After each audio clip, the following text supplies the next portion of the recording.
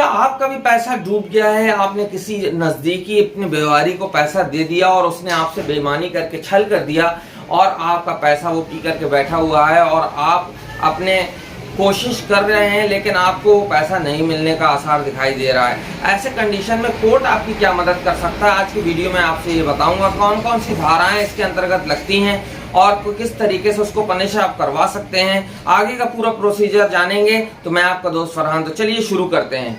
तो दोस्तों सबसे पहली बात ये कि अगर आपके साथ कोई छल हुआ है, कोई बेईमानी हुई है, आपका पैसा गहने वगैरह कोई ले करके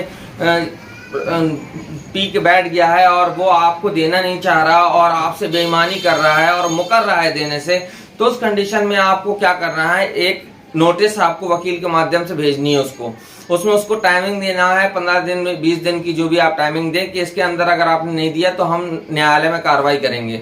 ठीक है। साथ में आपको क्या करना है, कोतवाली में और एसपी ऑफिस के लिए अलग अलग एक एप्लीकेशन लिखनी है जो आपको कोतवाली और एसपी ऑफिस में जाकर के देनी है और उनकी एक एक कॉपी रजिस्टर्ड डाक से भी भेजनी है। इसलिए क्योंकि कल जब आपका मामला कोर्ट में पहुंचेगा तो कोर्ट ये पूछेगा आपने कोतवाल और एसपी को इन्फॉर्म किया था, तो वो रजिस्ट्री की जो स्लिप होगी वो आपका प्रूफ होगी कि आपने कोतवाल को और कोतवाली में और एसपी को आपने इन्फॉर्म किया था। तो ये एक सबूत के तौर पे आपको रखना है।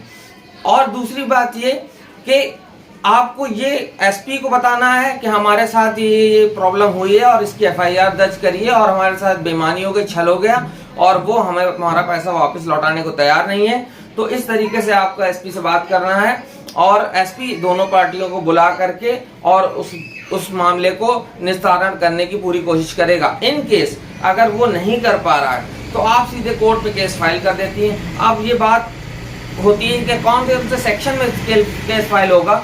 तो दोस्तों आपको बता दूं कि आपके साथ छल करी है, बेईमानी की है, आपका भरोसा तोड़ा है उसने, क्योंकि आपने भरोसा करके दिया था। तो इसमें ब्रीच ऑफ ट्रस्ट की धारा 406 लगती है, आईपीसी की धारा 406 ब्रीच ऑफ ट्रस्ट में लगती है और उसमें 3 साल की सजा या जुर्माना या दोनों से उसको दंडित किया जाएगा। इसी के साथ उसने आपके साथ छल किया, बेईमानी की और आपकी संपत्ति हथियाने की कोशिश की, तो उसके लिए उसके ऊपर 420 आईपीसी की धारा लगेगी जिसमें उसको 7 साल की सजा और जुर्माना दोनों ही है, यानी 7 साल की सजा भी होगी और साथ में जुर्माना भी भरना पड़ेगा। ठीक है। और दूसरी बात ये कि अब आप इसका केस कब तक फाइल कर सकते हैं, क्योंकि हो सकता है आप मेरा जो वीडियो ये देख रहे हैं आपके साथ कई साल पहले ये कांड हो चुका हो, तो अब आप क्या करेंगे। तो दोस्तों आपको बता देना चाहता हूं कि आपके पास आपने जो पैसा दिया है, आपके पास 3 साल का समय होता है। 3 साल के अंदर अंदर आपको केस फाइल कर देना है। अब ये 3 साल कहां से जुड़ता है, जिस तारीख पर उसने आपको पैसा देने से मना किया उस तारीख से अगले 3 साल के भीतर आपको जो है जाकर के कोर्ट में केस फाइल कर देना है, पुलिस को इन्फॉर्म कर देना है।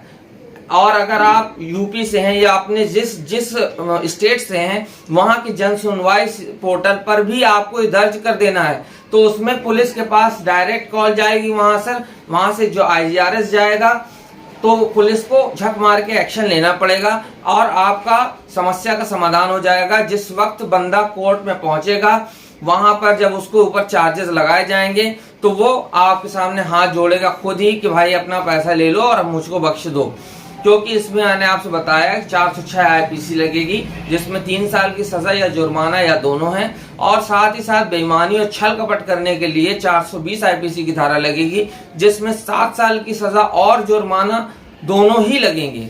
तो दोस्तों उम्मीद करता हूं आज का वीडियो आपको पसंद आया होगा। अगर पसंद आए तो ज्यादा से ज्यादा वीडियो को शेयर करें, लाइक करें और कोई भी कंफ्यूजन हो तो कमेंट में मुझसे पूछें। और मेरा व्हाट्सएप का नंबर भी आपकी स्क्रीन पर फ्लैश हो रहा है, आप उसमें भी मुझसे बात कर सकते हैं। दोस्तों उम्मीद करता हूं कि आप आगे भी इसी तरह मेरा वीडियो देखते रहेंगे और बेल बटन पर अगर क्लिक नहीं किया है तो प्लीज सब्सक्राइब बटन पर क्लिक करके बेल बटन पर क्लिक कर दीजिए ताकि जैसे ही मैं कोई वीडियो अपलोड करूं आप तक उसकी नोटिफिकेशन तुरंत पहुंच सके।